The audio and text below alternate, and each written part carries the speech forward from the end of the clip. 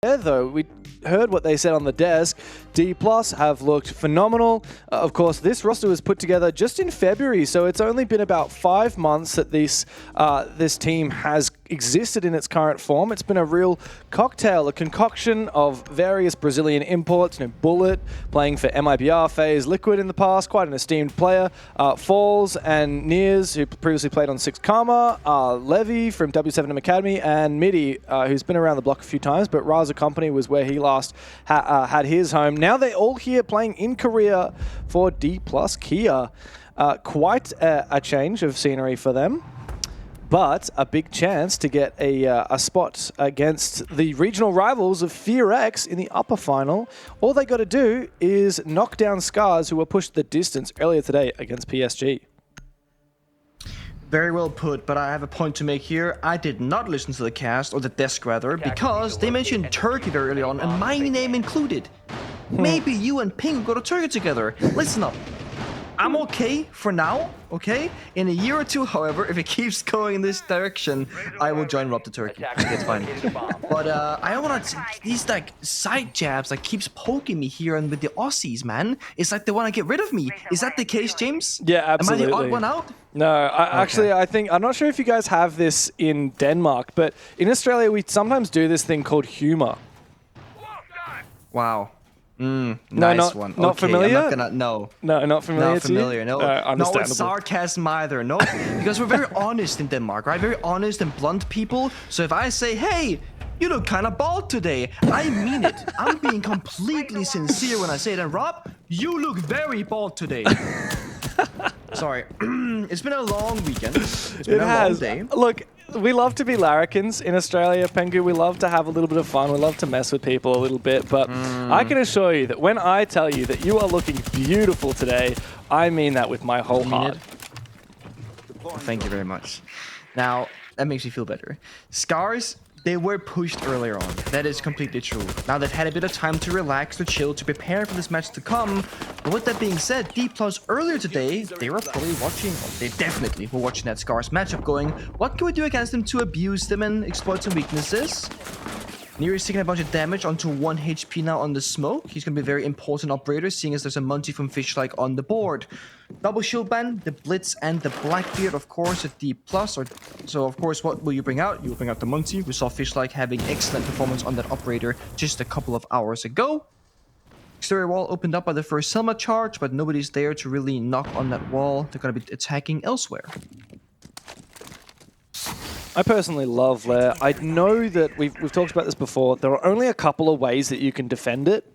And so it really does come down to the attacker's choice, which does make the map a little bit static. But the teams that have really seen those patterns form, and the astute viewers will notice, this bomb site often comes down to vertical play. And in this particular round, that's going to be Ayagator. And as if conjured by me saying his name, he finds that kill through the floor from below with that Deimos.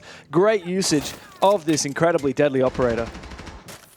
Yeah, most Toxic Babes already spent, thankfully at least, but again, you don't want to start this off with a numbers disadvantage. How about 2 as Rectus walks on in and gets 1, and a second as well on an injured. This is not looking too hot here for DPLUS. Rek might be able to confirm that shortly. He just doesn't want to overextend, which is smart. Oh, this is a little bit late, but Midi is going downstairs to try and take the fight to Ayagator. He eventually gets it. It's a 3K on the round, but of course that means that the site has been vacated and SCARZ have rolled on inside. Plant down, Monty up, Fishlike can hold firm. There's actually a laser sight we can see Tran in his position. That tells Midi that someone is watching his angle. It's Washo who doesn't miss it. And pretty convincing opening for SCARZ. It was. I'm not sure if this is DPLUS kind of underestimating SCARZ in the very first round, not playing below to stop at Deimos or verticality, but they certainly did get punished. They're mostly just playing upstairs by the bomb site, holding control of the usual areas, right? The museum window, the bathroom windows, ops room, and SCARZ with a very linear upstairs attack with the Deimos downstairs makes very quick work of that very first one. Now I want to see DPLUS kind of turn it up just a notch, right? If you are going to be expecting Deimos going, forward as well as the Munty, we gotta see some counterplay Of course, for the Monty, we can take traps, we can take crossfires, you can take C4s, whichever. For the demos, it comes down to player positioning and those mute jammers. The jammers themselves will stop the gadget from activating in the first place, and by not standing in an area where you are exposed by the software beneath you, or having a roamer protecting you from that area, will be the way forward. You're going to see Goyo canisters on the bomb side, enabling the roam to be even more aggressive. In case of bomb site rush, you pop the Goyo fires, that's going to stall for 20 seconds, then those roamers can fall back towards the site. And then, of course, I was mentioning you send more bodies upstairs because you got a way to stall things out. Plus, Scopus can just TP back immediately. Yes, both Scopus and Goyo are great for doing the kind of half-half, hedge your bets, play heavy anchor and heavy roam game, but it is being targeted here by the Twitch repick here from Choppy. He was previously on the Rayora, but he's switched on over, and those switch drones should be able to get inside and around those mute jammers. They will burst these Vulcan canisters early. He's already found one here. Actually, perhaps that was the nade from Iogator that found it. I think it might have been. In fact, he's looking to sneak on inside a little bit early. Meanwhile, Fishlike is coming in from the other side. It actually is a semblance of a rush here. Washoy, though, he's about to meet a Vulcan canister, and that's going to be a huge amount of damage dealt to these attackers as they try to fire one inside. Iogator falls, 2 falls, and Bullet finds his one as well. An impact, a stray aimed at the Montaigne, ends up downing Washoy, leaving just Fishlike all alone. And this rush has been absolutely obliterated. Fire behind the Brazilians as they get their first round on there. I respect the full commitment from SCARZ, just like sending it straight to the Goyo fire, and not caring too much about their health bars, recognizing our goal is to get to the bomb site, take down the Goyo as fast as humanly possible, and then go for a plant. But DPLUS had an immediate response, plus Falls, who was the Goyo player, got the opening pick, popped 2 separate fire canisters so that he knew kind of what was supposed to be clear, and of course the backup arrived. The Scopus TP, they flanked down the staircase, and the goo mine on the window in the very beginning slowed Monty by about 2 seconds or so. All those things combined gets DPLUS a comfortable round victory on the basement bomb site. It's a hard one to attack. I don't think there's anything bad about SCARZ going really quickly and just getting it over with. Rather a fast, quick approach that can work than a very slow, dreadful round that keeps just kind of lingering until you eventually meet your demise by the bomb site. So a quick one onto the next one. Tertiary bomb site now chosen for DPLUS. They're not going to go back upstairs just yet. No need to just yet. This bomb site's actually really good as well. We've seen a lot of teams play this. The crux of this bomb site is how much control you can have of the bomb site by playing above it in R6 room. And it's actually quite easy to fortify R6 room with just 2 or 3 players. So that's why we see a very heavy presence upstairs. Falls actually with the Clash, no less. I really like this operator lineup. I think it's going to be very deadly on the defensive side. However, the things they haven't accounted for, the Capitao, the Ying, and the Sens, all of which are really good for getting that plant down. We don't even have any bulletproof cameras on the defensive side. So my concern is what happens if SCARZ sneak in for a plant. That was going to be my only critique of the lineup. I would love a Warden instead, just to kind of make sure there are no simple counters. Of course, Warden can see through the Sense wall, but that's a separate problem entirely. Levy, who has those impact grenades, has spent them in the prep phase, so in fact they have 0 counterplay for the Sense. Airjab's going out, Cadellas, Toxic Baby in response to slow things down. Ball's taking a bunch of damage though. He's dead. Yeah. What? Wow. So you just one fire, I guess? from Rek. That's all it took. He still has another Capitao available. Iogator confirms that kill. And this is a good look here for SCARZ.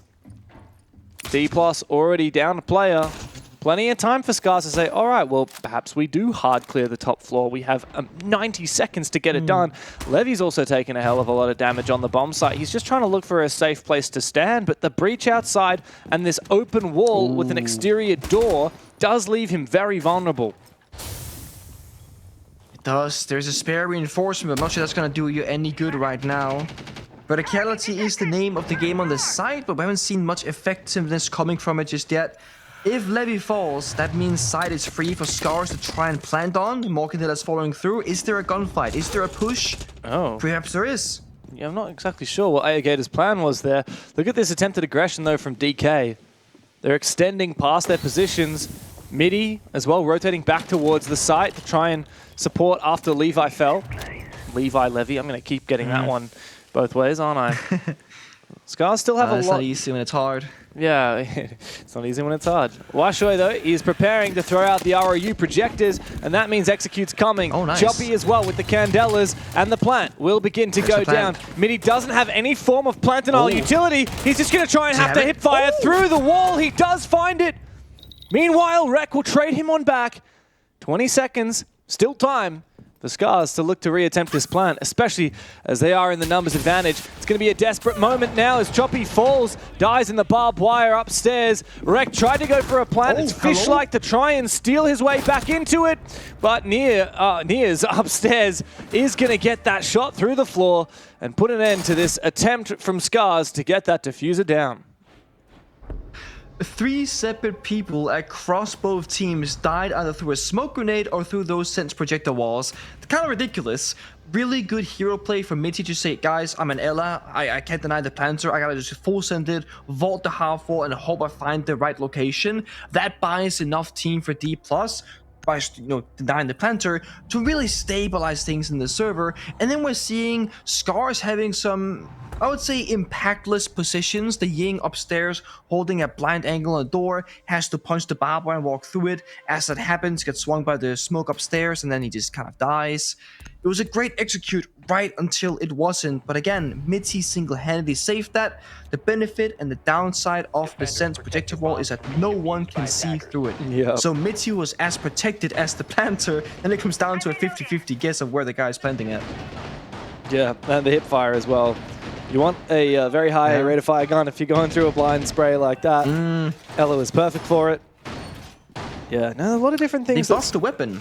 They did. Well, okay, I was actually going to ask about Shadow buff. This the other day, because you tweeted last week or something about Ella. I did. A lot of people said that that gun was an absolute pea shooter and you couldn't hit heads with it anymore because of the recoil, but not to be? 10 seconds left. Yeah, so I was wondering, I tweeted a clip, and funny enough, 2 play days later, I see it played in EML and NAL. Am I the finder of the shadow buff? I'm not entirely sure. But what I do know is that I have to try and win where I can. No, I'm just saying, it's no coincidence that I make a tweet and then people finally pick it. But the thing is, Ella has been unplayable in professional level of Siege for years. I mean, you can play her, but usually it's the shotgun because the primary Scorpion is just terrible. The gun damage is very low, the recoil is extremely high, and no zoom scope. But genuinely, with the Siege X release, you can play the Scorpion with a suppressor on it, and it's still like probably one of the top 7 easiest defending weapons. Like, it's really that easy. Wow. Yeah, no, I'm genuinely not even kidding. Vector It is levels completely good? playable. I mean, it's not far from Vector levels good. It's less fire rate, of course, but it's up there. Like, you can take long-range gunfights very comfortably. Wow. You can generally just take fights and not feel like you're at a disadvantage. It still has a high magazine count. You got the Griswold mines, which people have forgotten how strong they are because a level was non-existent for so long. And she gets a deployable shield and or impact grenade, so you get good value in secondary gadgets. Yeah. My point is, Ella is completely back in the meta, and she's finally seeing play across various regions. And she's actually a counter to a lot of operators as well, whether it's shields, even planting, of course. You can chuck those Griswots down, it will deny the plant. And even impact grenades in this current meta, when you've got things like the Brava hacking Evil Eyes, when you've got the Ryura, or even in that round, for example, you've got the Sense. Those impact grenades are more powerful than ever. It's a very good point. Once upon a time, impact tricks were only used to deny heart breaching, but they reduced the explosive radius, and now you can't really do it anymore as effectively. Now you gotta find all the value. Nearest walks forward into the Grim Mines. Toxic Babe goes out in response. SCARZ spending a lot of utility here and not really doing anything with it as of yet. Nearest will just fall on back. I mean, he's safe, he's fine.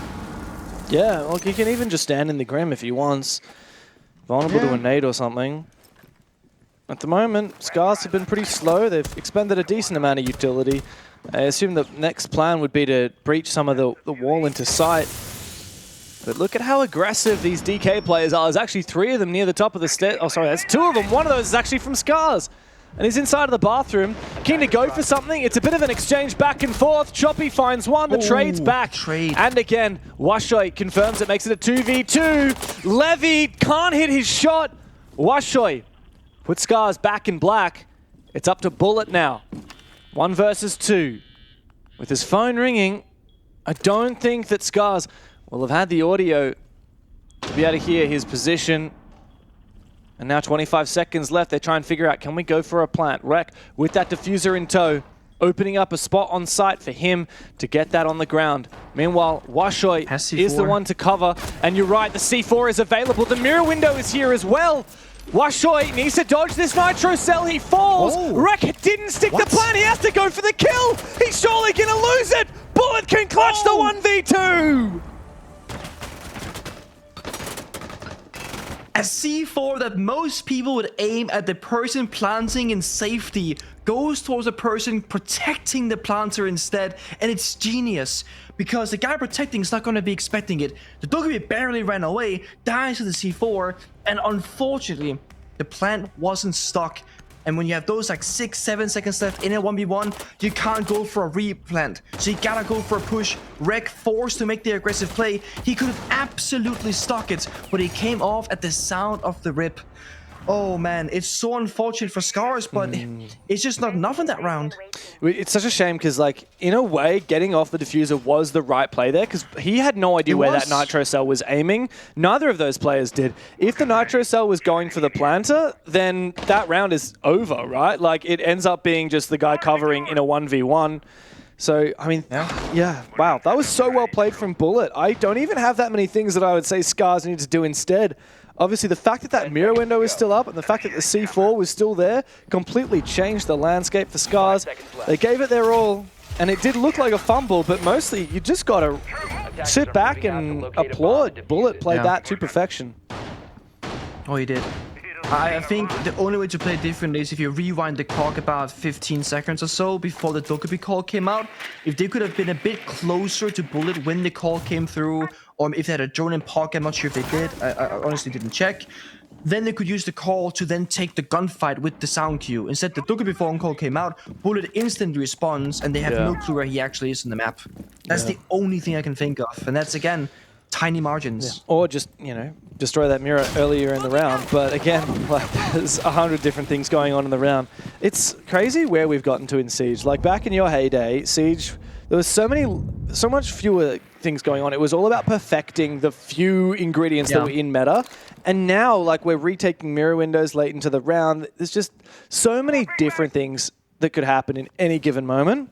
And it's about versatility. That's what the name of the game is. Dynamism. That's what you need. And you certainly don't need Bullet to be doing that. I mean, after a clutch like that, we expect a lot more than him than having the unawareness to blunder a kill like that. Early advantage for SCARZ. C4 misses as well. So, yeah, not a good look for the Brazilians in this round. Speaking of differences of the old style, new style, back in the day, you would not take these risky gunfights. Asami last round, and now DPLUS again. Most of the players are looking for gunfights, but they could just fall back towards that bomb site. If this was 5 years ago, you're not taking these aggressive fights because you play numbers advantage or number equalization. But now they gotta get desperate. But a good crossfire is there, established by SCARZ. 2 versus 1. Rek finds another. It's a 1v5 of falls, and he finds the first kill. But that's not going to be enough. There is many more to go, and a full minute and 10 seconds. And SCARZ, they can wait for Deimos, track him, find him, and take him down. Yeah, no, this is the perfect way to play it. SCARZ just need to play slow and steady. They've got the util to do this. Ayagator knows exactly where this last player is. 2 smokes left to work with. There's only 1 impact here from Falls. Blindly just thrown through the explosion. After the can opener opens a rotate on the side. He's playing very passively, very patiently, and he's being taunted here by the Twitch drone as well. He will shoot it. SCARZ, again, just waiting for the Deimos track to come through. That was a little bit of a throw from Rek. I don't know why, but it's a 1v3. Very winnable here. If he can find 1 more kill. However, the diffuser going down means that's very unlikely. No more tracks left for Ayagator, however. And even though Fishlike and Washoy are low, I just don't see this happening. Ayagator takes him on down, and SCARZ confirm what was through and through their round. To go back to my previous point, I do feel like DPLUS are fighting a little bit too willingly in some of these instances. They're almost like running into SCARZ's face saying, oh, I hear a guy on the staircase, I'm gonna white swing that guy. Oh, there's a guy on the door, I'm gonna swing that guy too. And you're kind of losing track of the bigger picture, because what happened is SCARZ are closing the net from 2 different directions, and we see people ending up in a 2v1 right here, 2v1. you could fall back and go down the staircase right next to you, or you can lash out for the guy behind that corner. But SCARZ are not being stupid. They're playing smart. They understand that this is a room clear, and they're gonna send as many people as they need to get the job done. They're not gonna want to fight you 1 versus 1 if they can send 2 versus 1. And I think DPLUS recognized that they have made a tiny mistake in that previous round. They will send it straight back to that basement bomb site, slightly different operators, and I'm sure a very different approach to this round in where they will be playing and how aggressively they will be swinging, recognizing that SCARZ, we need to make them work for these rounds, make them work for the roam clear. Let's not give them the kills easily. Let's peel back the layers step by step and not get too crazy with it. And keep in mind as well, 2 of these rounds have been 1v2 clutches from Nears and then Bullet. Yeah. If it wasn't for those, it would be 4-1 in favor of SCARZ. So while DPLUS are in the lead right now, it's by very narrow margins. And as SCARZ start to read into that aggressive playstyle, as they start to fix up some of these issues that are causing the clutches to be possible, then I think it will actually favor the Japanese as the game goes on. So yeah, DPLUS really need to adapt to that now. They can't keep hammering away with that same aggressive play style because they will start throwing rounds.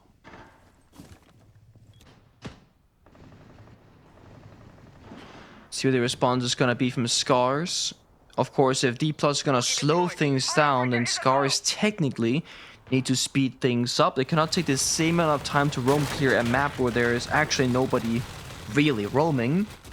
So they gotta do good drone work here. We see Fishlike, support player of SCARZ, doing that very job. Just droning upstairs, going down the staircase, saying, hey guys, this is clear, walk in, take the ground, kill the default cam.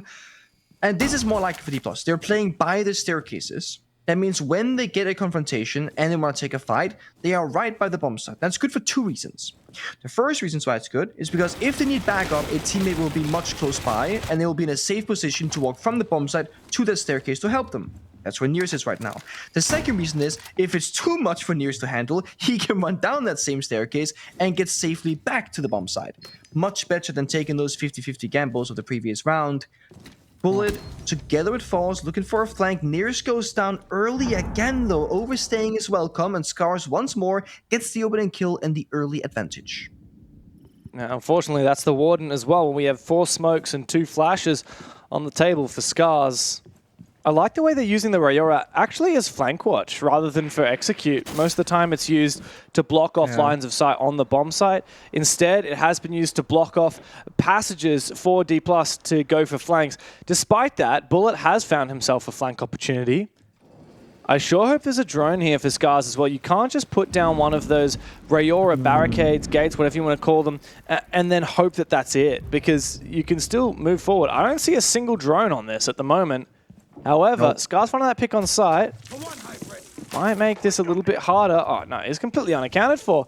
He's surely good for 1, at least, maybe a second. Meanwhile, Midi finds Alligator, and this push has been completely picked apart. The numbers are back even again. The SCARZ have to execute.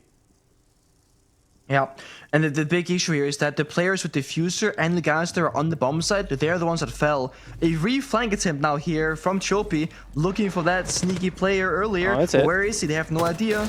Well, they did get him in the end, and now they just have to execute onto the site with 4 seconds left. Levy finds his pick. Choppy is going to start planting that diffuser. Here's cover from Washoy. All up to Levy now, and Washoy finds him as well. A valiant effort from Bullet on that flank, but credit to SCARZ. They sprung right back. Those early duels really paying off. I mean, SCARZ always having numbers advantage is doing them a lot of work in these rounds. They can afford to lose bodies and still restabilize and have a second attempt at the round. Side swap on a very even half on layer, very interesting. I haven't seen a whole lot of games from DPLUS. I think I've seen 2 or 3 of their stage matches, and I don't have any real recollection of how they are on the attacking side, and I haven't seen them play layer. So I frankly have no real expectations, but what we saw from them from defense, I will say didn't really meet the bar. Because, you said it perfectly, 2 of the 3 round victories came down to clutches, and you can almost argue that a 3rd round, when Mitty denies the planter in the smoke, also kind of counts as one. So it wasn't really all that convincing on the first half, but it's a best of 3. It's a long series. They can scale up. We saw teams earlier today looking a bit wobbly on the first map, SCARZ, and then show up big in the second and the third. That's right. Well, they lost to PSG 7-5, if I'm not wrong, and then they won 8-7 on the second map, and then won the third map very 8-6. convincing. 8-6. So from a reasonably close but not overtime loss on the first map, where they clearly looked like the worst team, to then an overtime win on the second map, where they were definitely the better team, and then running over their opponent on the third. Yeah, SCARZ know how to run it back. That's for damn sure. And DPLUS are the favorites in this match, and guess what? This is their map pick. Bank. Our next map up, that's where SCARZ has already won today. DPLUS really need to show everything that they've got here. They've got 3 defenses across the line. And, I mean, if you're a Brazilian fan, you got to hope that their attacks are pretty damn good. And that they won't need that Monty or the Deimos for them. The damn shields and the damn wall-denying operators keep being target banned by all these damn teams, so they make sense. They're very high in value. They are...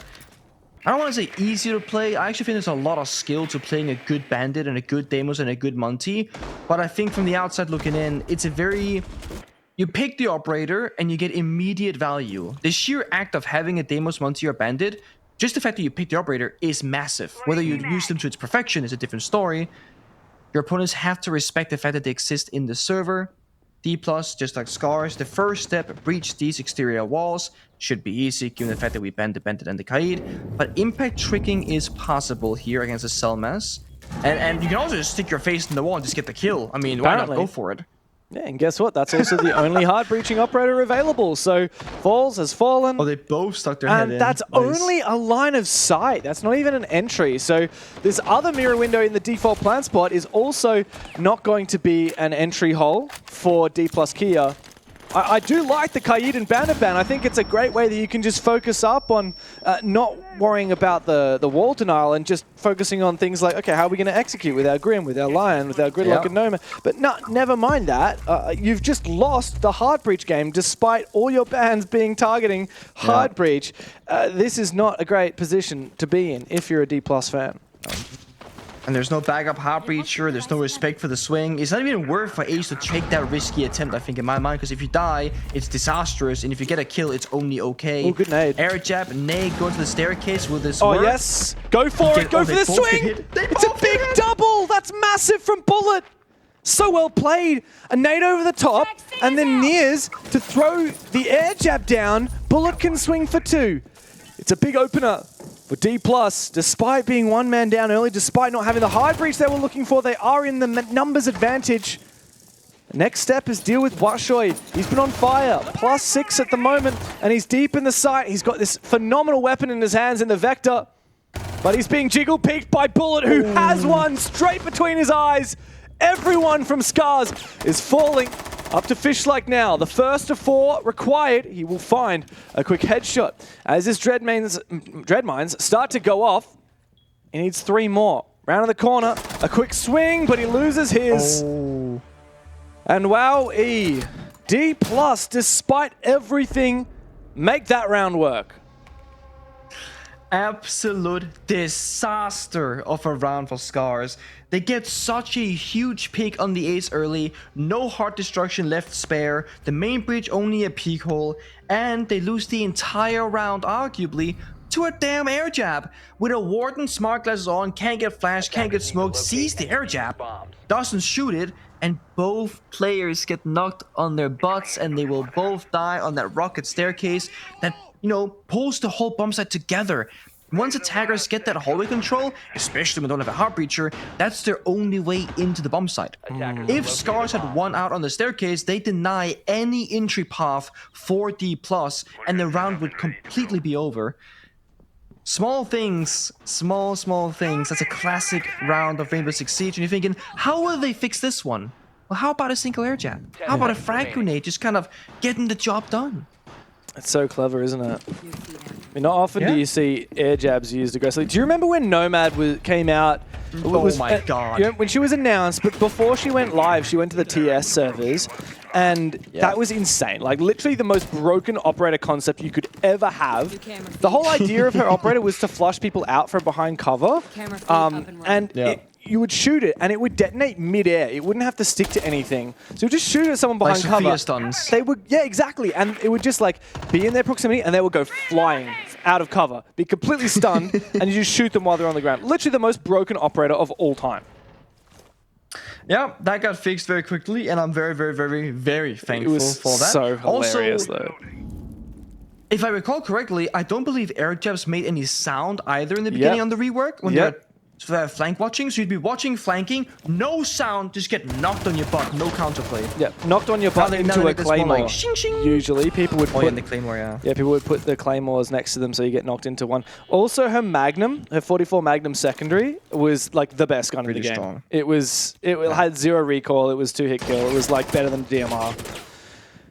Well, this round has been a bit of a funny one, hasn't it, Pengu? DPLUS are in the building and hunting down these SCARZ defenders who are roaming. Both of them fall. It's Rek and Choppy.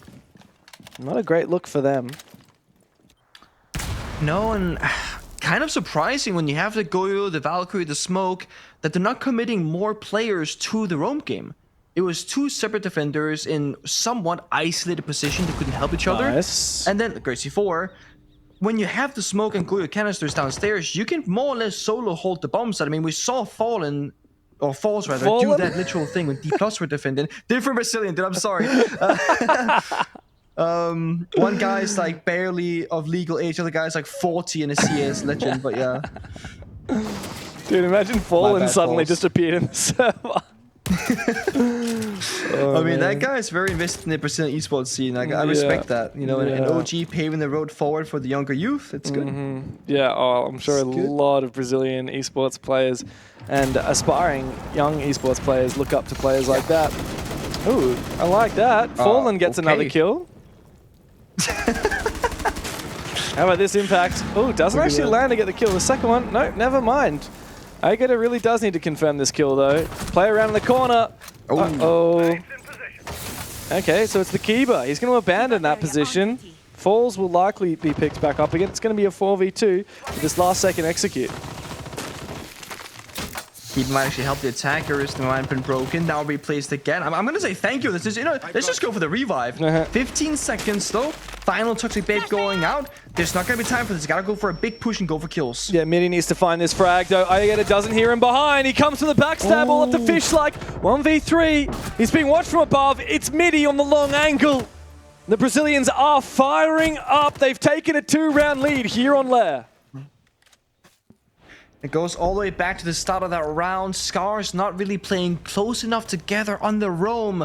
Unironically, it's the exact way that DPLUS lost that second basement defense. Then they changed it up, played passively by the bomb side. Then they came out, well, they lost again actually, but it looked better at least. I want to see SCARZ doing the duo system, a body system. It has different names. When you're roaming, you take someone with you and say, hello, my name is Rek. What's your name? Oh, Choppy, nice to meet you. I'm gonna play in this position. You're gonna play in this position. And if you need help, you call for me. And if I need help, I call for you. And you play very close together. We call it the 1-room rule. Basically, you cannot be more than 1 room apart because that'll take more than 3 seconds to sprint to your teammate, and that's too much time to help. Yeah. And if you do that with 2 separate people, you have 2 people of 2 groups of 2 working together, and 1 guy holding the bomb side. Now you got a roam going. But SCARZ were completely on their own. The first guy dies. Now the second guy is stuck with no way back to the bomb side. He's also going to die eventually. 5 seconds left.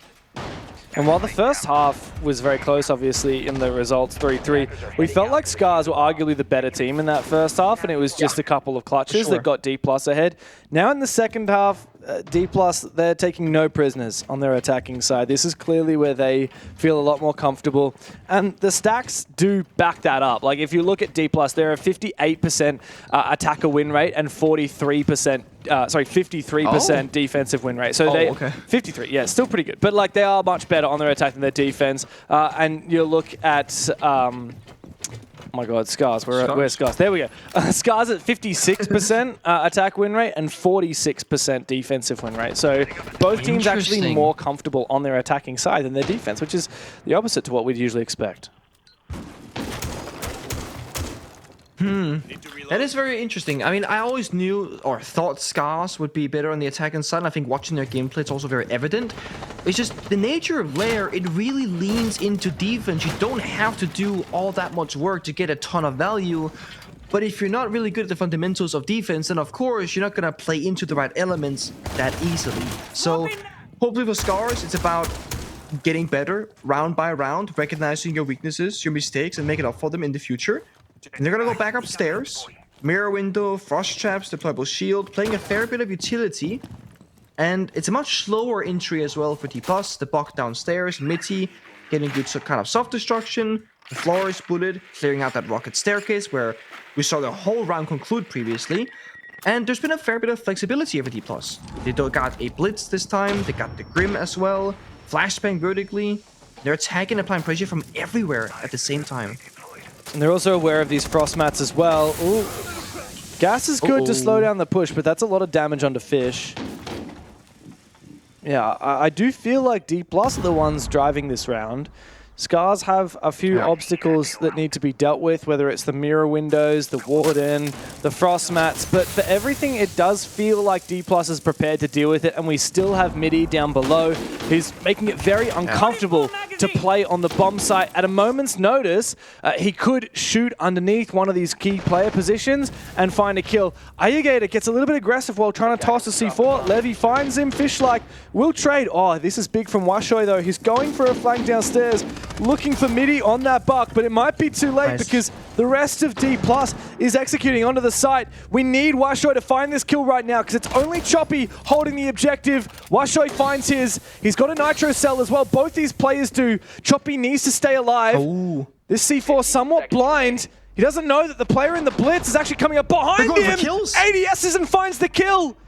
You're right, DPLUS are indeed going for the kills. Does he have the information on this plant position? I don't think he does. Nah, he doesn't. He's going to blind fire it. No clue where the diffuser's going down. As a result, DPLUS secure it, and Washoy forced into an impossible retake scenario. Up the staircase, position known, shut down by DPLUS because they come hunting, and they were indeed in the driver's seat the entire time.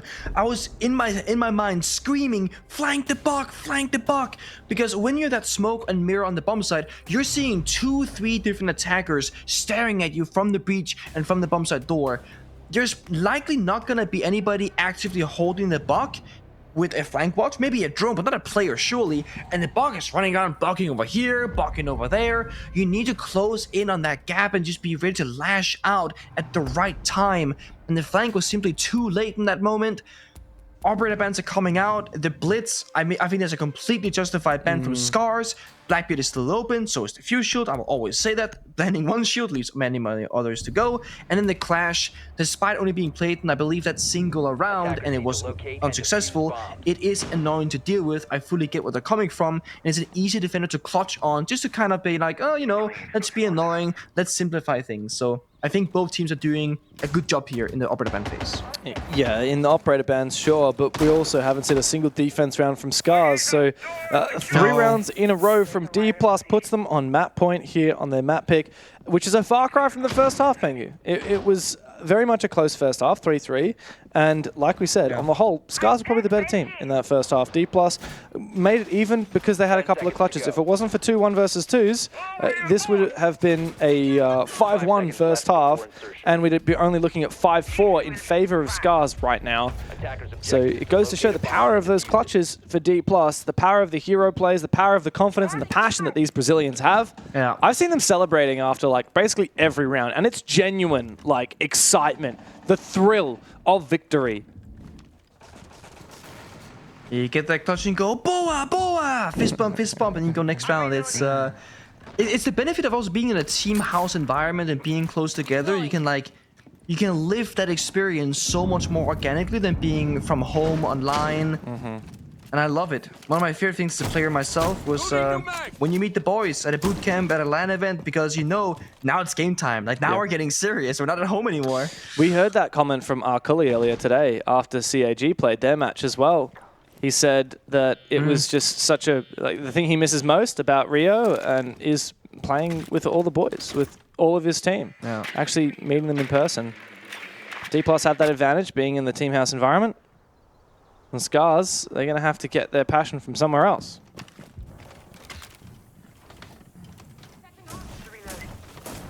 Life making his approach, castle barricades, not opting for the gadget use because it could be risky if the player is close by. Nate goes out instead, means he'll be very safe. He's gonna be breaking 3 separate castle doors here in the hallway.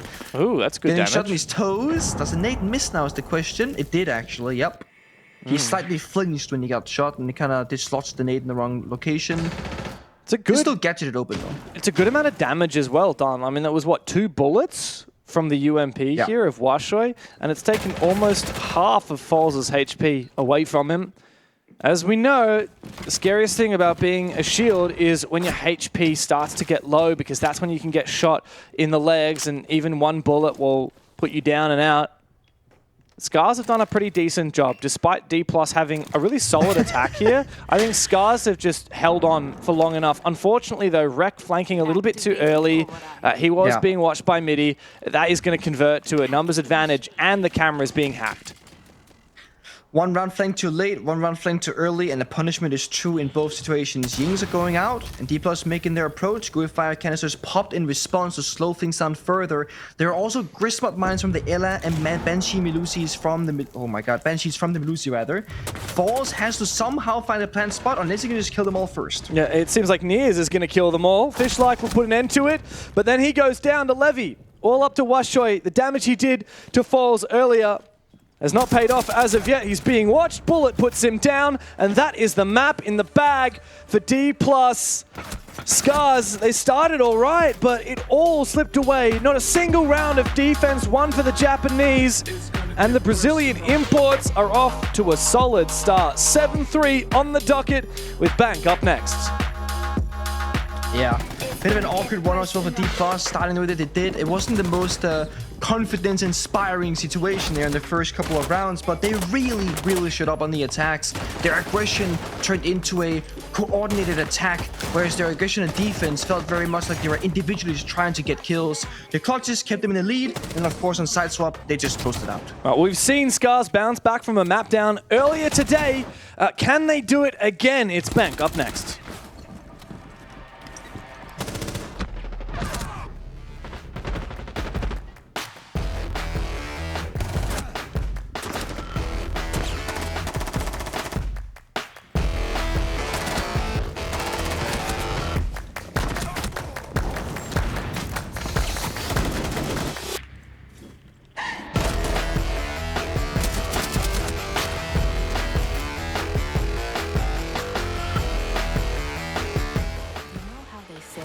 It's not the destination, it's the journey. And the journey of 1,000 miles begins with a single step. And you know what? They're right.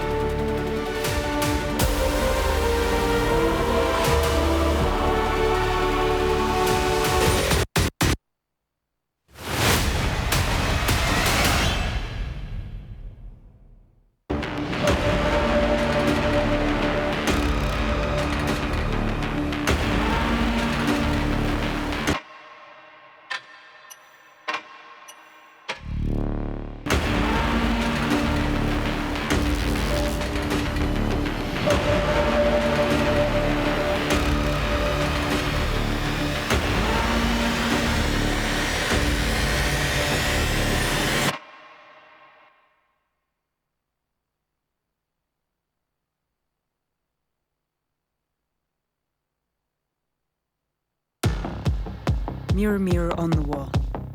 Who's about to kick some serious ass? Remember, I'll be watching. Now you see me, now you don't. Get ready! I'm taking them out! Changing mags.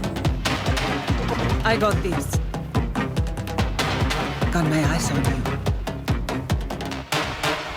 Located enemy.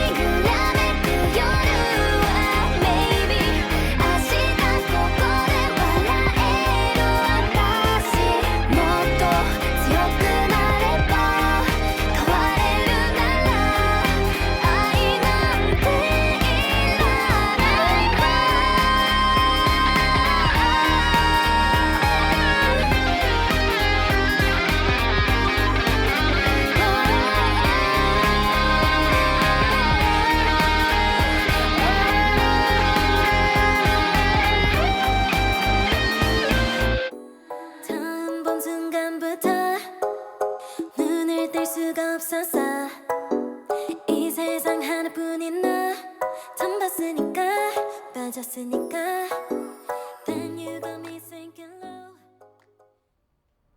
Welcome back, everybody, to the APL. That's right. It could be the last map of the night if DPLUS can do what could not be done earlier tonight against SCARZ, and that is finish it off 2-0. Now, SCARZ bounced back earlier tonight in their previous match. That's what earned them their spot here in the upper bracket semis, but they're a map down. They lost at 7-3, Pengu. It wasn't pretty, especially not in that second half. They could not defend to save their lives. They lost 4 in a row, and now they kick it off on defense on bank. Oh yeah, and that means DPLUS on the attacking side, where they are the strongest, where Bank usually tends to favor teams, can get a even bigger momentum lead. Because what happened before was those 4 straight attacking rounds, and now they're gonna keep that same pace, hopefully for DPLUS here on Bank. Gonna start downstairs, double shield ban, the Monty and the Blackbeard from SCARZ, responded by Mira and Castle from DPLUS. Bank is one of the maps where I think there's a lot of different operators that you can really target. Whether it's the Goyo, the Smoke, the Castle, the Asami, the Mira, the Echo, the Valkyrie. There's so many things to pick from, and it's all about how you envision your attacks are going to go. DPLUS have opted for less comfortability for the attackers with or the defenders rather, with that Castle ban on the bomb sets that's not basement, because Castle's never played on basement, and Mira, which you can really use there in a lot of different ways, especially if SCARZ were going to go for some of those heart-reaching operators, which they haven't. So curious to see what they want to do in this first round. We got a Maverick being brought for the simple reason that Kaid and Tubrau are above open, and you gotta respect that. And then just roam clearing operators in like the Grim, the Twitch, and the Deimos, and execution on the bomb side with Mitty on the sets. They can kind of do it all. Yeah. We've seen it. We've seen it. We've believed it. And I continue to believe it. DPLUS are, look, they're the real deal. There's the first card claw. Yeah, speaking of Kaid, an operator we haven't seen a lot of recently. Oh, hello. There's a defender right here. Straight on into the building for Nears. Right nearby, Rek is running for the hills. And he is going to die. Good spot there. Okay. That was a nice one. Nice quick entry. Must have been some info there for him. I mean, destroying these Kaid claws, finding the early pick on the roam. It is a pretty gnarly start here for DPLUS.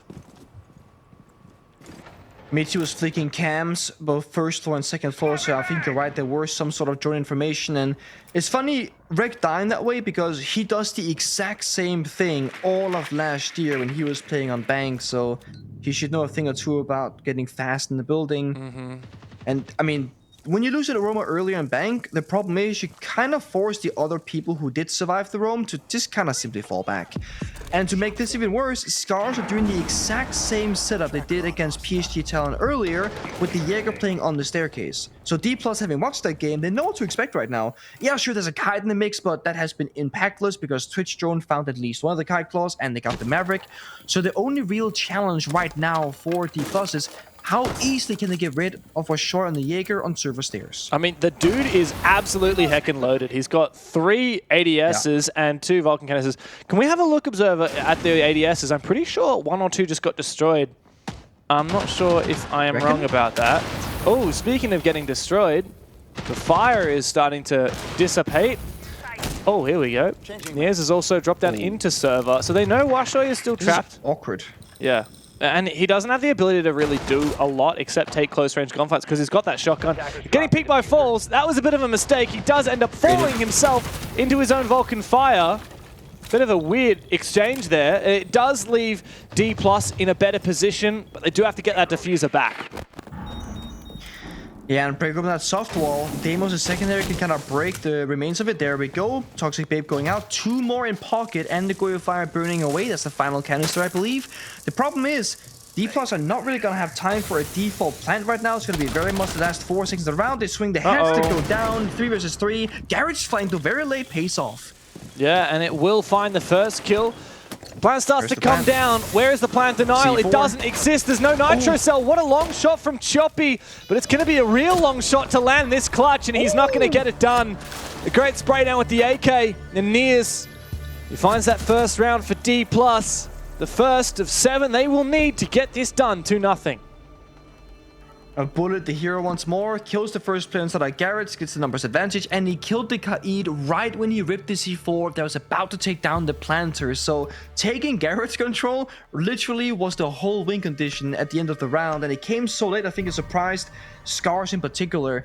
They were just swinging down that ramp. They were not prepared for the gunfight, and of course, when you're playing Twitch DMR, I mean, it's like the best gun for those long-range engagements.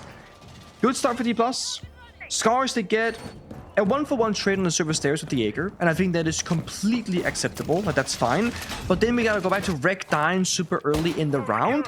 All of a sudden, that 1-for-1 trade still leaves you in a man disadvantage. And that's why it's so important to hold on to your life as long as possible in these rounds when you're roaming, because the simple act of staying alive is a very valuable resource in Rainbow Six Siege. So, again, similar criticism as to when you saw SCARZ on Lair on defense. I want to see them playing more together. The Reg solo roam didn't work against PSG on Bank, and it's not going to work against DPLUS either on Bank.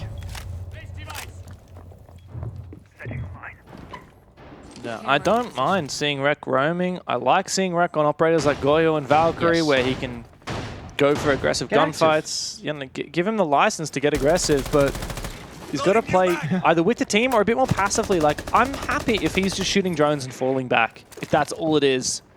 Because every now and then he will get more aggressive and he'll find success. But yeah, too often recently it does feel like he's dying early without a lot of impact. He's now actually hiding.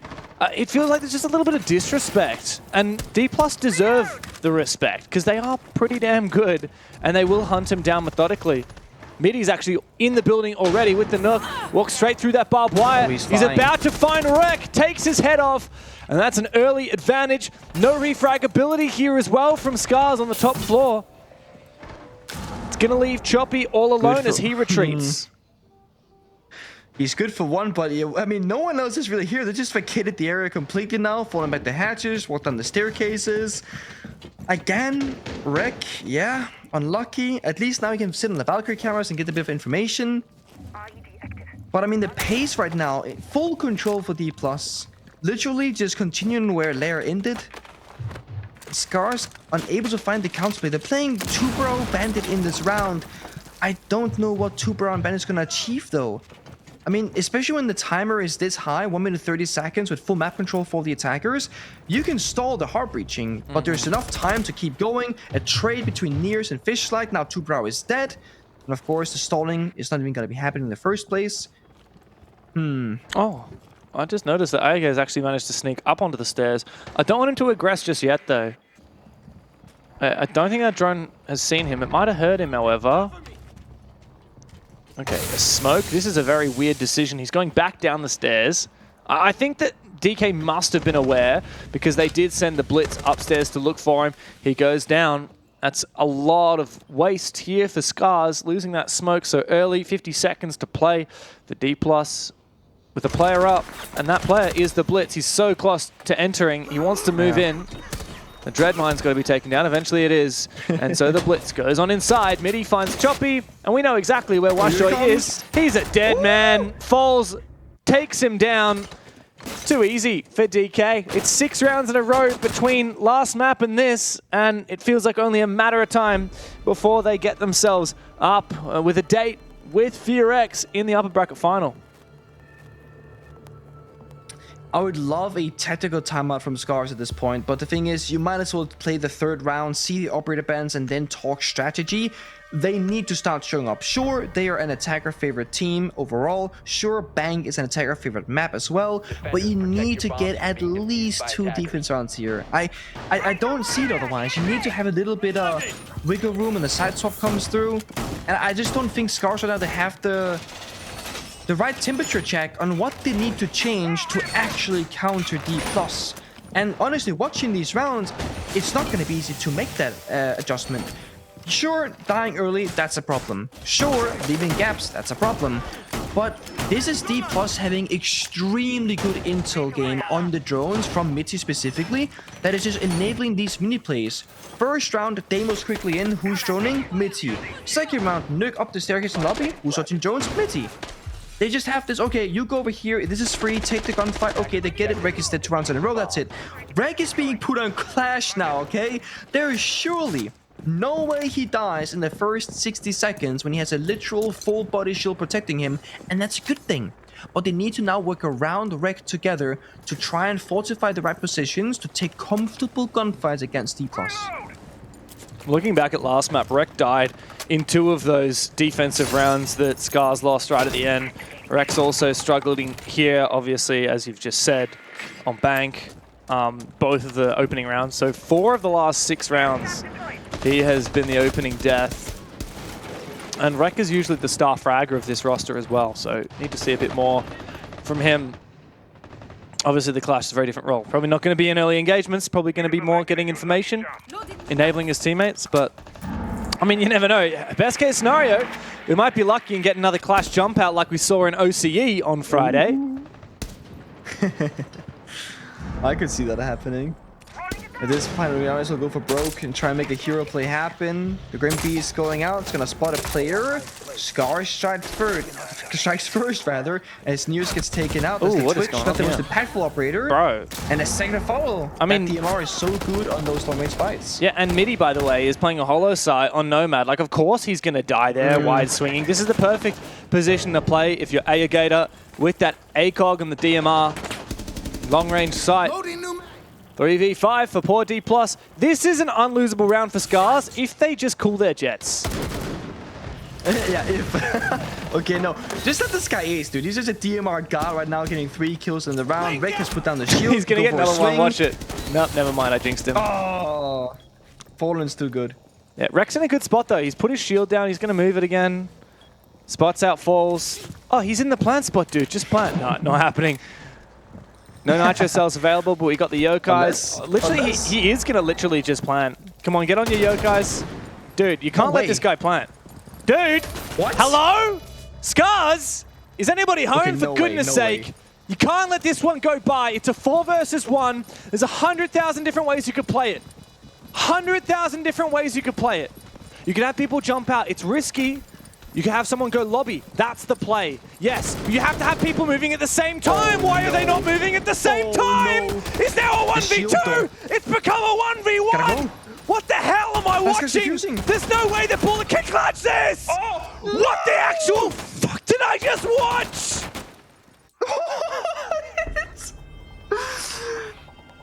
We called it. Going lobby is the right play. It happened. The player died. Jumping out the window, the right play. They tried. That guy died as well. Meanwhile, the defuse is happening from a Clash that has a shield. And despite the fact they had no idea the guy was defusing for about 5 of those 7 seconds, he still gets all 4. It was unlosable. It's a 2v4. One guy's outside the building, for God's sake. You have Echo, you have Clash. I mean, yeah, tactical timeout, obviously. Oh my You saw the days. player cams there, by the way? DPLUS won that? Or Falls won that, I should say. No, Bullet won that, rather. And the entire team just, like, gets up out of their chairs as if they've just won the final round of the 6 Invitational. Like... But seriously, like, okay, incredibly well played there from Bullet, but also, like, one of the biggest throws I've seen in my life. Dude, there's 100 ways you can play that. 100 different ways. You could send the Clash lobby so that he can look through the shield and then only peek with cover. You could have multiple players going lobby to make sure that you're trading. You could put the Clash shield in front to make sure that the Clash can be protected while going for the defuse. You could have people jump out and hit fire. I'd rather that. We literally just had everyone standing there doing something isolated. Nothing was timed. And he was somehow allowed to not only kill the player defusing, but literally every single one of them, one by one. He didn't have to take a 1v2 gunfight at any point. Every single one was isolated. No. Oh, mate, SCARZ, I've been gunning for you this whole time, but it's so hard to believe that they're going to win this game if they can make astronomical fumbles like that. Yeah. This is mental boom. I mean, you call it tactical timeout, but what are you even gonna say? You can say, guys, what the F, that's not good enough, do better, but telling someone to do better isn't gonna magically make them play better, and making those kinds of mistakes in a round, that's a fundamental flaw. I will say this, in terms of educational content of what not to do in a round, you can use this round and study it if you're a tier 3, tier 2, tier 1 team and say, guys, this is what not to do if we ever find ourselves in that situation. Yeah. I mean, a good way to test out, like, are we playing well in numbers advantage position? Yeah. Is, okay, assume that you lose every single 1v1. How do you win the round? Because it is possible to win the round without with losing every 1v1, right? You have to make them not 1v1s. Yeah. And every single one of those engagements is a 1v1. Yeah. You can't lose a fight against someone that's looking the other direction. And if you have two people from different directions swinging the same guy, one of them is getting a free kill. That's it. That's exactly that. It's not rocket. I know we lost Mandy to go and be an actual rocket scientist, but it's really not rocket science. No, it really is not. Another quick retreat from SCARZ. DPLUS, by the way, they banned the Clash. I'm not surprised, but the Clash wasn't all that impactful either. I thought SCARZ might ban the Deimos or the Maverick, or the Blitz, sorry, rather in this case. Went for the Grim, actually, which, to be fair, is very playable on all of the 4 playable bomb sites. But it does leave still many other strong operators that DPLUS has shown so far. As I said, the Sense, the Deimos, and the Blitz, all of which are played in this round on basement attack. Maverick right now doing a great job of opening up the first hatch. C4 ripped. He's going to take a small breather and continue. With the electricity change, if you C4 a hatch that is electrified, you will sap your own C4, so it's not as easy as before. You would have to shoot the Kite Claw, then toss it on up to get the actual damage. Or you can freeze the hatch as well, that also works. Just gonna stall for some time here. Tracker on hostile. I'm still recovering from last round, so I hope the SCARZ have just happened, by the way, on mainstream. On just mainstream? Right now. Okay, well. Yeah, can't wait for the fallout from that. Here comes the drop down from Nears. He's going to flash, but it is the Warden after all. Warden glasses! If Washoy had already activated his glasses, that would have been a free kill, but no, not to be. Another critical mistake. SCARZ, you call it mental boom. I think that they are completely checked out now. Even though that Sen's light wall is actually missed, this is going to be a free plant with no contest. 2 gases in pocket, a C4 in pocket as well for Fishlike. It's not like there was a Thatcher EMPing to deny that. They were just never tossed out. SCARZ, they vacated the server. They have so checked out right now. And now all 3 start to make their way up the main stairs.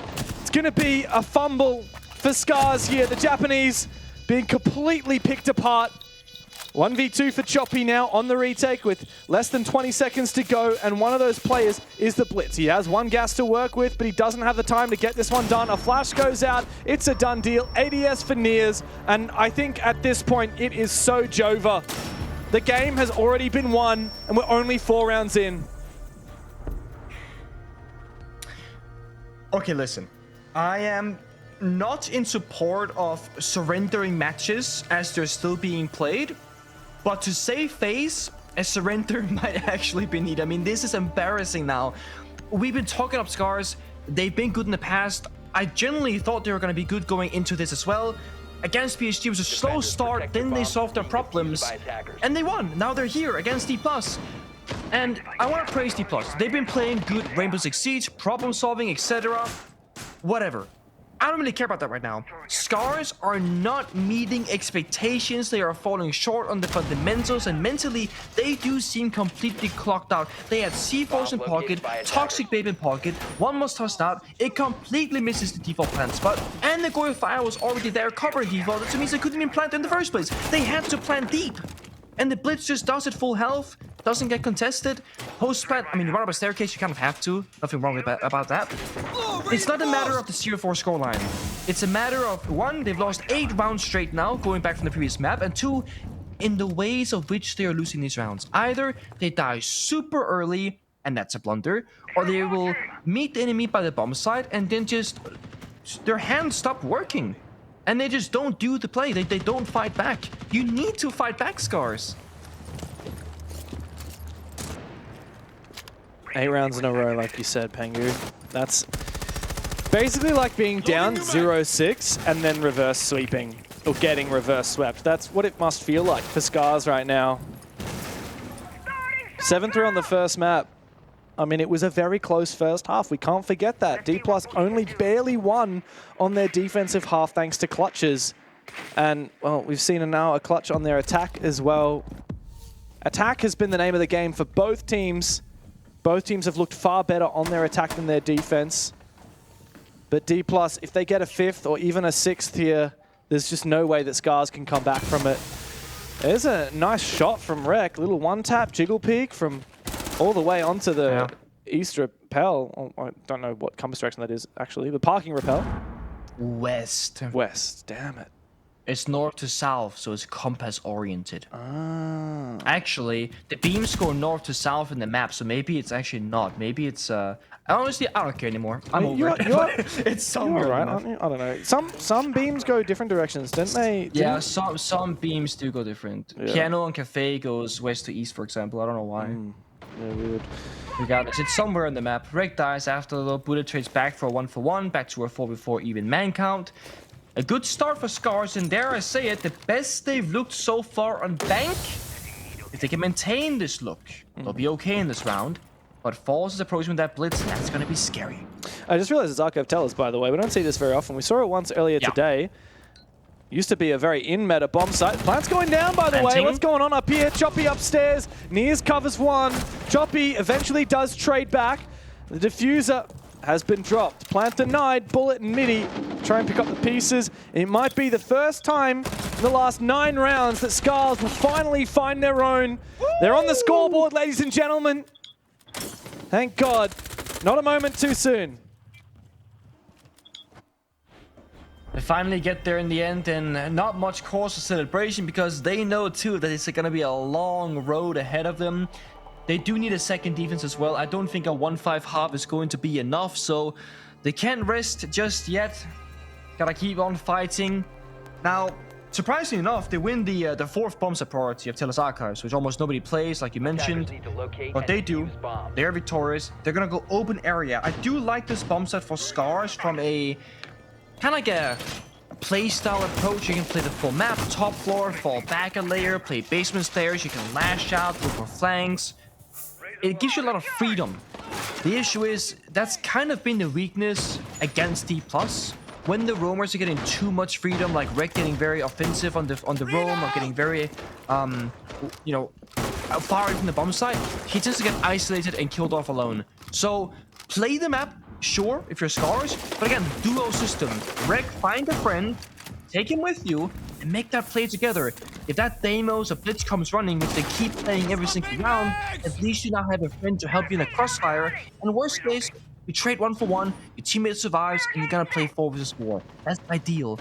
Dying alone, never ideal. Everybody dies alone. Yep, there it is. Sorry to get all dark for a second. That's a quote from a TV show I like. If you know, you know. Good stuff. If you know, you know. SCARZ. What about, you wouldn't get this. No mind. I'm not gonna say it. No, come on. Go for it. Future. No, it's a future. No. You don't know the game because I asked you about it yesterday. But in the future, the scope will beat you. All right. Okay. Well, SCARZ finally have a round. They've stopped this absolute onslaught from DPLUS, at least for a brief moment. Here comes an entry from Nears. He's going to get used up, though. Entire magazine goes out. He doesn't find the shots needed. And the crossfire from Choppy comes in to save Washoy. All right, maybe the story has flipped. All it took was just winning 1 round, and SCARZ finally remember how to play Rainbow Six Siege. It was 8 rounds lost in a row, and now they're looking like they might be able to find their second here on Bank. And there's no doubt that as they swap onto the attacking side after this, they will be feeling a lot more confident. It's not what you said though, James. Yes, Levy is low, Mitty is half HP, but I've seen these rounds play out the wrong way before, and it can still occur now. Recon Dog is gonna top himself, has 1 spare Dog in pocket if he needs to stim somebody else. I'm sure Levi would like a word with Rek right now and say, please, just this one time, heal me to full and let me clutch it up. SCARZ are playing disciplined, they're playing smart. They're playing their corners, waiting for DPLUS to approach the bomb site. They're not gonna give them anything for free here. Oh, but this explosion, I was going to say could help, but no. Not going to happen when Rek comes up from the blue stairs. Yeah, big find from Rek, by the way. Must have gone all the way down to the basement after being discovered on the top floor. Bullet now. We saw some serious heroics from him in the 1v4 before, but SCARZ have turned a new leaf since then. Levy is on such low HP. He's actually coming all the way down from the basement to flank the blue stairs. Oh boy. Rek seemingly aware of it. Bullet needs to help distract. He has a call available as well. The timing is not there for Rek. So Levy finds it. It's still a 2v3 and Levy is still very low on HP.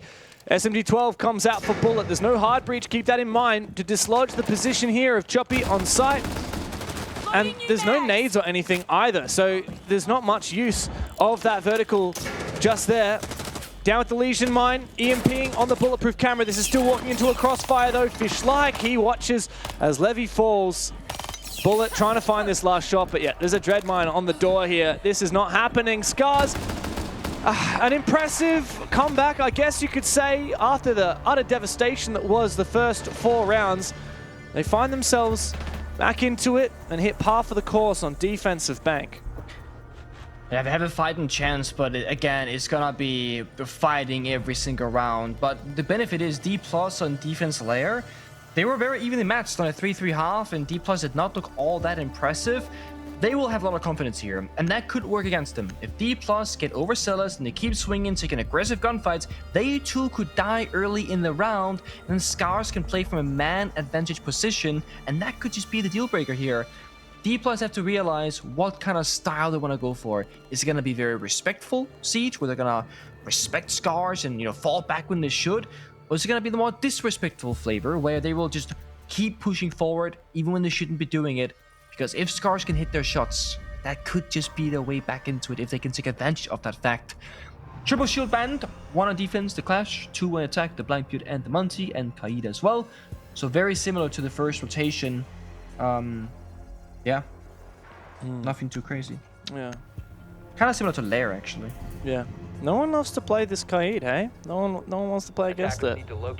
Don't have to deal with that. It's not fun, man. Back in the day, every round we're like, oh, we're gonna bring the Thatcher, or we're gonna bring the IQ with the little baby EMPs. We're gonna find a thing. You're gonna put your Hibana pellets on that. We're gonna trick that. Yeah, Kaid's gonna stand underneath it and juggle those little thingies. No, let's just get rid of that. No one wants to play against that. We want to save our operators for fun stuff, like Nook sneaking in garage, or Ying to drop down and kill everybody. That's what people want to be playing these days. What was the first operator you said? Like the New feed active. Yeah, that's better. That's better. What did I say? So did I say when you Nook? try and put some, you said Nook, yeah, Nook. like a N-U-C-K. Nook. When you try, you do it so perfectly, and when you don't try, it's so off the mark. That's a great. At least I'm not saying knock. All right, I hear some people say knock. Knock knock. Who's there? Who's there? Yeah. You certainly wouldn't hear her knock. That's for sure. Still one of my favorite operator aesthetics. I think probably my favorite of all time. Yeah. Oh, it's super sick. The new, I think it's BDS pilot program skin is super sick because the eyes kind of glow underneath the mesh of the helmet. And it's that like purpley, pinky color. I don't know, I think it's a super sexy skin actually. Yeah. Not tactically correct for the stealthiness of the operator, but it looks really cool. I think my favorite realistic skin would be Fenrir, where he's a werewolf. That just screams tactical to me. How the hell died to the Flourish drone? What? Yeah, maybe was he Levy actually sleeping at the wheel? Yeah, maybe Levy doesn't realize, but you can actually move. Like, when that thing jumps on. He's got legs. Yeah. Bro's he got had legs. That's my favorite call out when you're like, oh, there's one in stock, and then he's like, he's totally says like, dude has legs, bro. He's got legs, dude. He can move. He can move. That call was 10 minutes ago. Yeah, I love that as well. And the thing is, if I say that and somebody gives me that call out back that he's got legs, I get so pissed. I'm not gonna lie. It's the most passive-aggressive bullshit you've ever heard. All right. Right on into this one, isn't it? DPLUS actually do have a little bit of hands. And more hands here from Niz. Just him and Falls. This is how DPLUS like to play these rounds out, right? You whittle it down, let them play off the individual skill, let them go for swings like that. All on Washoi now, but guess what? He's the Ying, perfect operator. And yeah, a bit of a phantom Candela there for a brief moment. Ooh, he's a bit worried because Niz is spraying him down. That Candela doesn't work at all, gets shot out of midair. Completely unaddressed, DPLUS find it. And with that, SCARZ are not quite as in control as they would have liked us to think they were. I like the aggression, the confidence, the full send commitment, and honestly, it probably should have worked. But then you have one guy stepping up, Nears and Janitors getting 3 kills very quickly together, shutting down that execute. I'm still curious what happened to Levy early on. I'm actually gonna be waiting for the main stream on my other monitor to see exactly what happened. Maybe he got injured first and tried to crawl away. Maybe he was AFK on cameras. I will update us in about 3 minutes time of that. But good first look for SCARZ. Despite not winning the round, they did bring the right approach and confidence, and that's good to see. They haven't fully given up. And of course, a team would never actually give up. But I know myself as a former player, sometimes you're playing a Pro League match and you are dreading the situation that you are in. Either individually, you're not playing well, it seems like your team can't problem solve together at all, the communication isn't there, people aren't mentally really there. So you're not literally giving up, but you're also not 100% trying because you're just not in it. Mentally checking out, right? Like, you're kind of, you've already accepted defeat. Even if you don't admit it, you know, sometimes you even see people being like, come on guys, we still got this, but like you can hear in their voice that they don't believe it, and it's a rough position to be in. I'm not sure if SCARZ are there yet. I certainly thought they were, but then they came back and won 2 rounds, so I don't know. Attack is easier than defense on Bank. From what we've seen from SCARZ and DPLUS so far, both of them prefer the attacking side. So if there's any copium to huff, that's what I'm huffing up right now. Yeah. I think that's the only copium there is, period. And there's not many other real, like, winning moments right now. Again, the lineup, I like this from SCARZ. It's explosive. The Glass, the Blitz, the Dokubi, the Lion, the Grim. It can do a lot of damage very quickly, but the most important thing of all is no one can afford to die early on. You need every single gadget to work together to get the value that you need to overcome DPLUS on defense. So all eyes on Fishlight to lead his team into battle on the Blitz. He will surely lead the way. The Lion roars, and SCARZ start to make their way forward. Of course, Bombsite is downstairs. This is just a roam clear. Nitro goes out. Hasn't been detonated, though. Bullet's baiting. He's waiting. He has a teammate to support him. That's Levy. Takes out Rek. No more Glaz. Goodbye. And maybe a little bit of an aggressive play as well from DPLUS. Look at this, Pengu. They're still pushing for it. I think SCARZ have read it, though, and they look to try and recompose. Here comes the Blitz. That should be a kill. No, not yet. Oh. Somehow, Levy manages to escape, go halfway up the stairs as well. Fishlike, meanwhile, is taking a hell of a lot of damage. Bullet is still at large as well in Tellers. Levy's now back up the top again. Holy moly, this is a ring around the rosy. Washoy really needs to find this kill on Levy. He's on that rappel. Levy knows it, or at least is suspicious somewhat. And unfortunately for Fishlike, he's fallen. No more Blitz. Say goodbye to that. Ayagator will find Bullet, the player who's been on a real tear. And it comes down to just the bottom fraggers of DPLUS to try and hold on. How is he still here? What? What am I watching? It's back and forth again, 2v2. But still, this is where DPLUS want to be. Late round 2v2s, where it just becomes a little bit more of a TDM. It comes down to the fundamentals of your gunplay and how you play off of each other. They don't want to get into an execute scenario. They want that. Levy dying there with a big smile. Force finds Choppy as well. Was showing a 1v2. Grenades going out. Banshee getting destroyed. 20 seconds. I mean, this staircase, they're going to have info. They're going to have those default cameras and L-cams. They're going to know. Well, Washoy, all he does need to do is win 2 1v1s. So capable. He's already low HP. He knows where Falls is. If Falls peeks it, he's going to throw it. And SCARZ, well, they've staved off match point for at least another round. As I was saying earlier, is DPLUS gonna give SCARZ the respect that they should be giving them, or will they be disrespectful? When you have a 2 versus 1 with a guy walking down a staircase and you know he's walking down that staircase, I expect to see a damn crossfire being established. One guy white swings and falls solo, then it's the 1v1. They could have played time. Again, they have the cameras, they have the intel, but to go for the second Eagle challenge. This is DPLUS having too much fun in the server, likely because of the very fun rounds that they were having earlier on, but if you give SCARZ enough chances, they might just start really waking up, and all SCARZ needs now is 2 more rounds to even it to 5-5, and then it's a tied series, at least for this particular map. So DPLUS, don't throw this away yourselves now. You gotta Stay there till the end. While I want to agree with you and be an optimist, I actually quite like the way that DPLUS played most of that round. I think they could have played the 2v1 better. Yeah, most of it. But I think that was actually a good read. Play that really aggressive, disrespectful roam. We've got bulletproof cameras in the elevator hallway. It's not like okay, we have like a hard roam of open area, we're going to shoot drones, maybe find a kill and then fall back, trade down. No, they're literally like, okay, let's just run around the map like headless chickens. Let's keep SCARZ on their toes. Let's not let it become about the execute. Let's leave SCARZ in a 2 versus 2 where they have to desperately try and make something work in the late round, because that's where DPLUS are better. I think the only criticism I would say is don't have isolated 1v1s in that 2v1 at the end there. I'm with you. Yeah. Oh, well. The round is done. DPLUS, they can go back to the same bomb site and retry it with a different interpretation now. I do like when teams do this and go, guys, we should have won that round. Let's try it one more time. And SCARZ, of course, because of that, very offensive roam last time, they will drone every single corner of the map. You see even here, deep inside of copy, double checking the cubicles, because there's probably going to be a guy ratting around somewhere.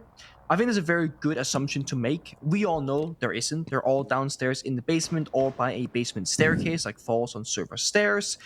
But SCARZ don't know that until they check the corners.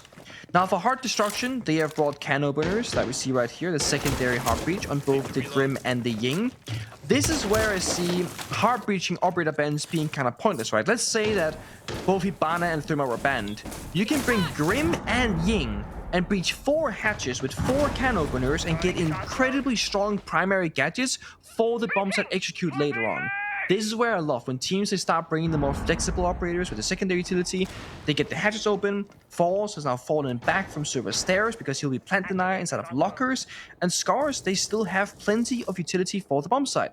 4 Grims, 4 Candelas, 4 Sense projector walls. It comes down to execution in what will probably be an incredibly chaotic 5v5 with 20 seconds left, because SCARZ, they're still going to be setting up for the next at least half minute. Oh.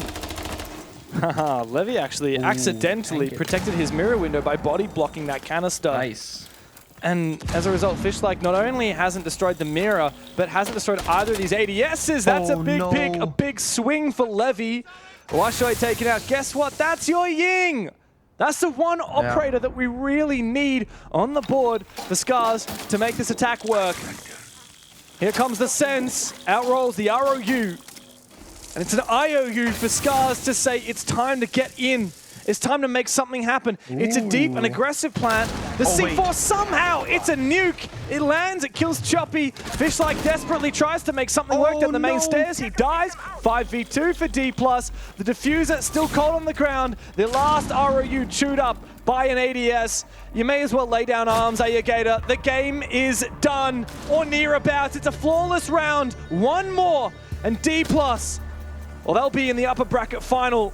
SCARZ, you're on your last legs. This is your time to shine. It's now or never. Yeah, and that's where you see the quote-unquote real DPLUS show up, right? When they don't give any respect towards SCARZ in the sense of not making the silly play, not getting overly aggressive. They're saying, you know what, we're going to play our best round of Siege and not give you anything for free. They were AFK in the basement for the 1 minute 50 seconds in the round, and they stayed in those same exact positions until the round ended, because they had everything unlocked.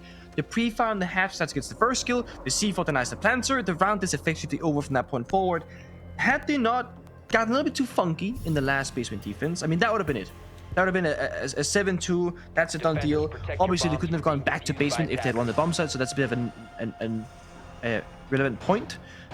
But DPLUS can play this top 4. They can lose. They can play open area after. They can lose. Yeah. Then they can go basement, and then they can win. And it's still going to be a 7-5 regulation victory. So SCARZ need to be flawless. Like, there's no more parachutes, no more second chances. Next mistake, next round you lose, you're done. That's a 0-2 in the upper bracket for them. Yeah. And what a disappointing exit that would be from the upper bracket for SCARZ, especially after such a hard-fought match earlier today over PSG. Especially with how bloody tight this game has been in specific rounds. Like, holistically, like 7-3, 6-3, like, it's not been close. But you look at a lot of these individual rounds, you know, we've got 4v1 throws from SCARZ, we've got 1v2 clutches from both teams. It's been a game of clutches. I think, if I'm counting off the top of my head, about 5 clutches in the 19 rounds we've seen so far, which is a hell of a lot. Certainly it's a high conversion rate. They clutch every 4 rounds on average. That's either very good or very bad, depending on how you look at it. Bit of both, I think, in this case. Yeah, it's a bit of both. I mean, the beautiful thing about clutches is that vast majority of clutches in every video game is it because somebody on the opponent's team makes a mistake, leaves a gap, and it gets exploited. Where then some clutches are just played perfectly, where they couldn't do much differently, they would still lose the round. In this particular instance, it has been the team losing, making some silly mistakes, and the team winning, of course, taking advantage. The 4 versus 1, or 1v4, the bullet repel, SCARZ, they're playing silly. 2 rounds ago, when DPLUS has 2 versus 1 in basement on the staircase, was SCARZ playing that to the best of their ability, but DPLUS not having a crossfire. So again, small mistakes going punished. Deimos downstairs now in this particular round in the CEO defense, doing a bit of soft destruction downstairs. Might use the tracker later for some damage or looking for a kill. And SCARZ on the repels, 3 people, while Aura sends Capita. We saw this from them earlier as well. As the Deimos goes out, Alligator is going to get to work. I like the usage of the keepers though. Going to protect a little bit of the vert inside of Janitors, which is that key position. I'm a bit scared here of Alligator. The way his magnified scope housing is actually kind of blocking off a potential area that he could get swung from. Always scary when you see people aiming in angles like that. He's just desperately looking for someone, hoping that in combination with his players on the windows, he might find something. Fish-like repels in through the gas. He's going to be choked out, but he will actually find a safe haven to look for a plan. Unfortunately for him, it's not safe from the Warden's glasses, and Midi will find the long shot. Plant denied. 3v4 now for SCARZ. DPLUS edging us closer. And Alligator is also still low HP. He goes back on the hunt, this time for Levy on the smoke. That's all their util. The fire, the smoke, the coverage. I mean, now it's plan C time. Up the staircase they go. Bashor is good for 1, down to a 3v3, even numbers. 20 seconds, SCARZ. It's time to give it everything you got. You have to win this round. It's do or die for the Japanese. The last Deimos track comes out. Alligator needs to go hunting, but Bullet lands a shot. Finally, Levy is put down. Choppy has to get inside. It's just him and Alligator. Low HP. Falls has got his position, but there's no time on the clock. And it's a GG call in the chat for DPLUS Kia. And a rocket forward for them in the upper bracket. They have broken their way into APAC, and they are taking names. The next name on that list is Fearex. And this sets up that future match so well. Fearex looking dominant today. DPLUS looking dominant as well. I'm very excited for that matchup, but for this one, SCARZ, I don't know if it's because it was a long matchup, the second best of 3, but they were finding themselves running out of strats. We've seen these executes from them before, only a couple of hours earlier. DPLUS, they saw them. They're so ready. They had Warden just standing there, shooting the plants into the smoke. End of round. That's it. GG. Good luck next time in lower bracket, SCARZ, because the way you play today is not good enough for playoffs. Not quite, but of course they have a second life down in lower bracket. The focus for us now, though, is of course DPLUS. Another big win for the Brazilian roster, and we'll break it all down on the couch.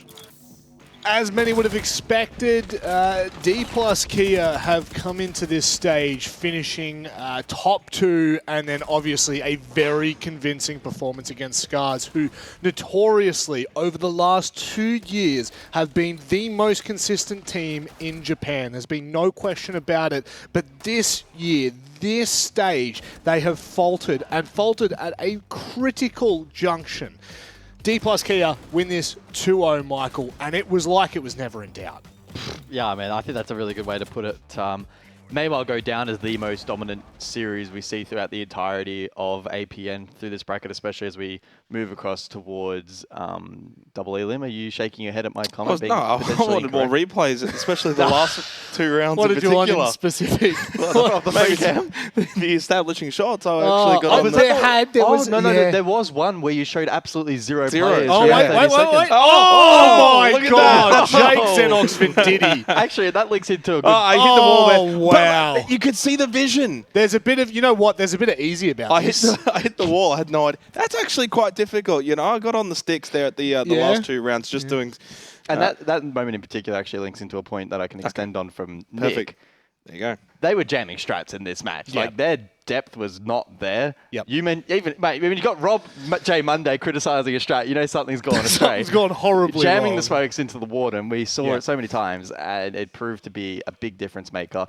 And we also saw a couple of gigantic throws that I think just completely melted their mental. So it was a really, really rough day at the office for SCARZ, and DPLUS were sharp. Which clutch in particular were you talking about, Michael? Was there a particular instance? Probably the 1v4 where they could have, done a double jump out and maybe an ATM swing and did absolutely none of that. I think it was the one that woke up the rest of Chapel Street. I think that might have been the one that you're talking about there. Obviously, these are the pitfalls for SCARZ that if they do not fix immediately, they have 1 week, Jake, they're done. Yeah, I'm not going to be too harsh because the narrative that I've been following regarding the 1-2 seeds across now the entire weekend, so 6 matches to look at, 5 out of 6 won by the 1-2 seed teams. Team Orchid the only loss. So it really does sort of highlight there is quite a significant gap there. I don't think we should be too harsh on...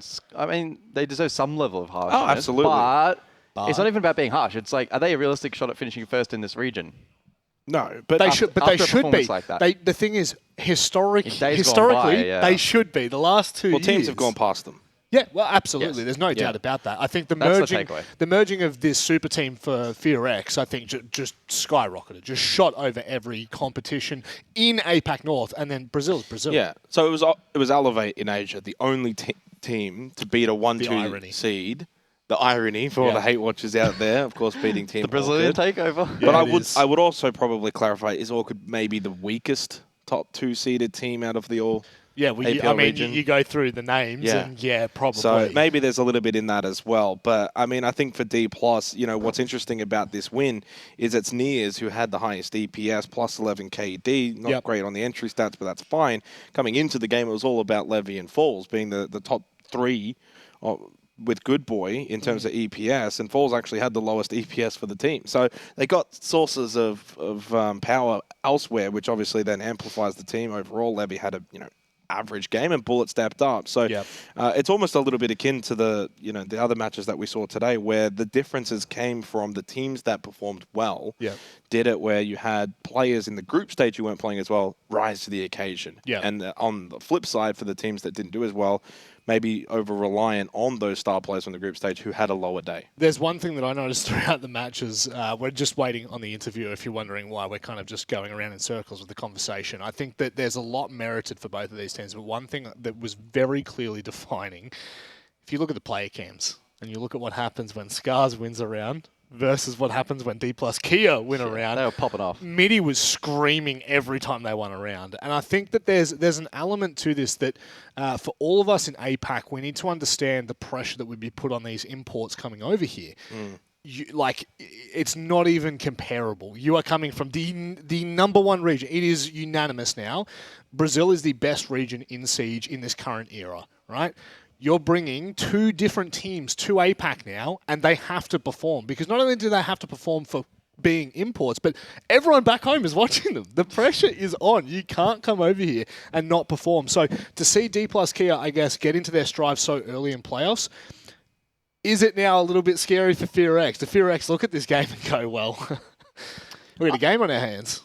I don't think they would necessarily have that reaction just purely based on this result. I mean, Dark especially would have respected DPLUS enormously heading into the stage. They knew going in that they would have a target on their backs from multiple rosters, including DPLUS. And so I don't think the narrative really shifts too much. Yeah, sure, it was a dominant match against SCARZ, but let's be honest, SCARZ haven't been playing at full level. So I think Fear X would have been prepared regardless heading into this playoff series. They knew it was a strong potential of having that matchup, and that'll be the entire focus for their prep for next week, right? And it's going to lead to what should be a very entertaining 3-mapper. It'd be very concerning if we get to either major finals, regional finals, and it's DPLUS versus Elevate.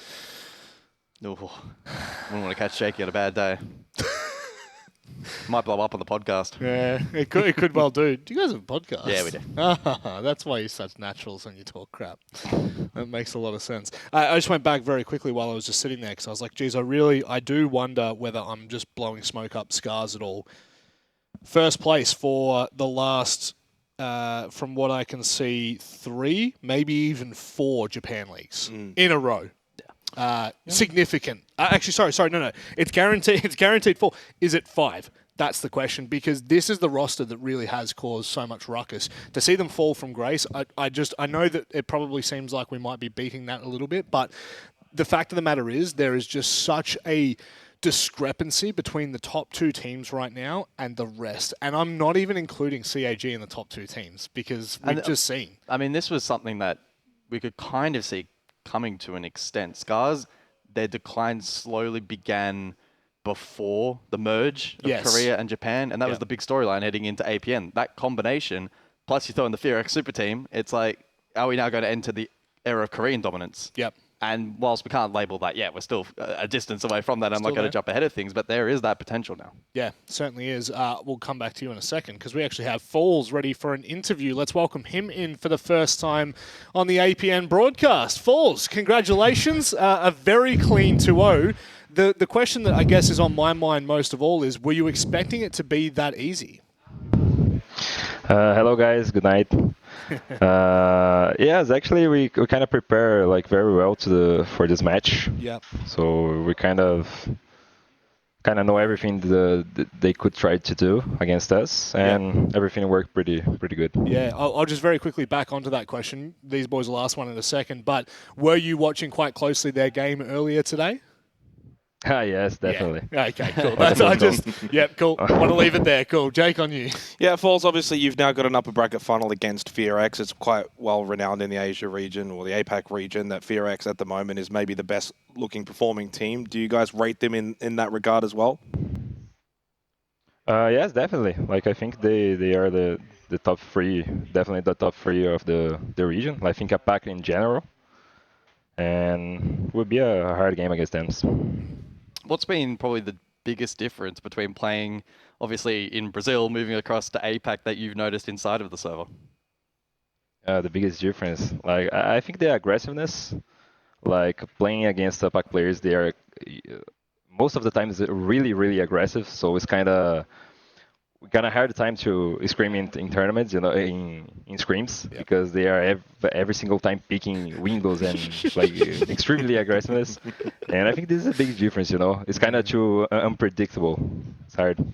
How have you enjoyed the transitional period? Because you've had about a month now pretty much playing all the officials possible. Have you found it, I guess, easy in that respect to kind of blend into APAC North? Definitely. We got a plan against FearX. Koreans gotta play a different style of Rainbow Six Siege, so we gotta get them. I did want to ask, of course, it's not as much pertaining to right now as everything stays within their sub-regions, but are you looking forward to sort of mingling with both Asia and Oceania later in the year when it comes to things like major finals and regional finals? Sorry, mingling. Well, I don't know. Mingling. Coming together. Yes. Okay. Yes, actually I'm excited. It's kind of a great opportunity to play the different regions. I already had this opportunity in my career before. Yep. So yes, I'm looking forward. Beautiful. Nothing else from you, I could imagine. I'm chilling. Yeah, Michael at the end there. Don't ever expect too much. I'm ready to go to bed. He's pretty useless. It is getting late here for us. So we'll give you the floor here. Do you have anything you'd like to say before we let you go? Actually, just like thank you every single person that's is like helping us, is giving support to us, like fans and every person. And a special thing for DPLUS. Ever since we arrived here, they take care of everything perfectly. So I'm really thankful for them. And that's it. Perfect. Levy, thank you very much. Congratulations on the victory. Looking forward to your match next week against FearX. Thank you. Bye, guys.